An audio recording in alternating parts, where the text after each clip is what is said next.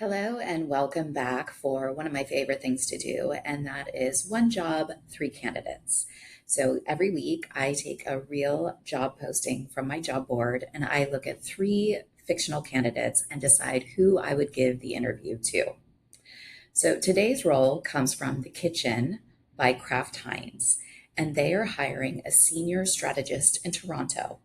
The salary, 100,000 to 120,000. Now, this is important. If you're looking at this and you think this is just a social media job, you've already misunderstood the assignment. So, this role is looking for someone who can connect business strategy, culture, creativity, leadership, and social media into one cohesive marketing engine. It's a lot. They're asking for strategic thinking, creative brief development, social listening, presentation skills, leadership, along with paid media knowledge. Oh, and they want someone who moves at the speed of culture. No pressure, right? So let's look at candidate one. Candidate one is Ashley.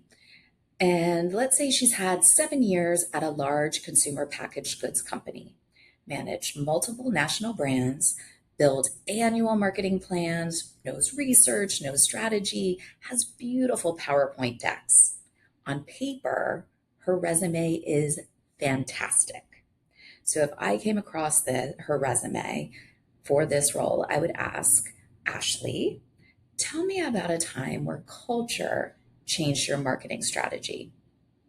And maybe she answers, well, we're always monitoring trends and making adjustments. And here's what I'd say to that. That's a fine answer ish, but it's more like a job description. There's no story, there's no example, there's no proof.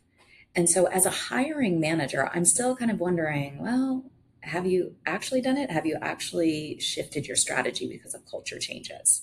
Okay. So, let's look at candidate two. Candidate two, I'm calling Marcus. He's had 5 years as a creative director at a creative agency. And while he doesn't have the biggest brands in his portfolio, he does spend weekends documenting social trends, which I'm not saying you have to work weekends, but in this case, Marcus does. And he's built a newsletter on creative marketing. And so if I were to ask Marcus, he can explain why brands win on TikTok without ever having to dance like a teenager. So with Marcus, I would ask, tell me about a campaign you're proud of.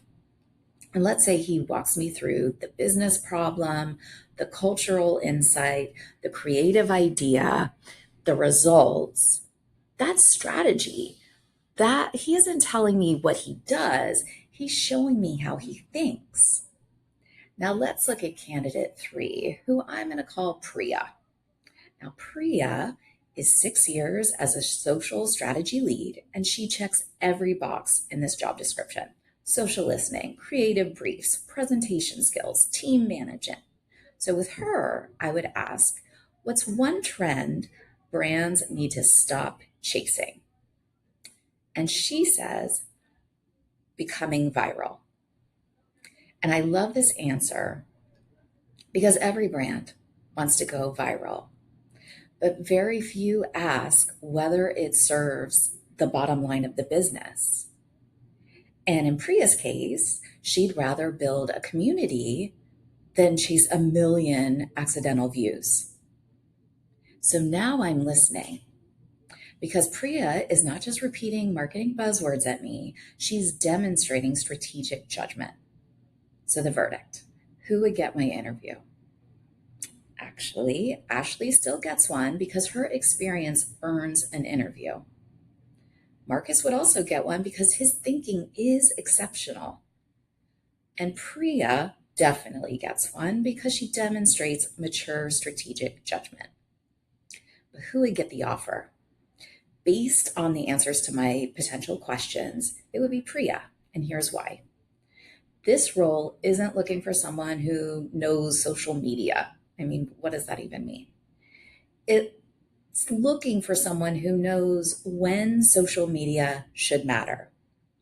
And that's the difference between strategy and just posting whatever's on trend. She's connected culture, business, creativity, and measurement, which is exactly what the job description asked for. And one more thing, notice what none of these candidates did. They never listed their skills. With the exception of Ashley, they told stories, which reflects one of the biggest themes that I'm seeing across the board in job candidates and where they feel comfortable. Candidates aren't necessarily losing out during an interview because they lack experience. They're losing in interviews because they can't clearly communicate their experience. And that's because they don't feel confident in their storytelling readiness. I mean, it's sitting about 45% of us feel confident in our storytelling ability. So in my mind, that means people don't really understand how to toot their own horn. So the candidates who stand out aren't always the ones that are most experienced and aren't always the ones that tick all the boxes. In an interview, they're the ones that make the hiring manager think, I can already picture this person solving problems here. And that's what gets offers. So if you want to learn how to do that, I recommend practicing. I built a software, it's called Interview Gym, and it is meant to help people learn how to comfortably identify the stories they want to tell in interviews and get confident in selling them. So check it out, Interview Gym. I'll link it below.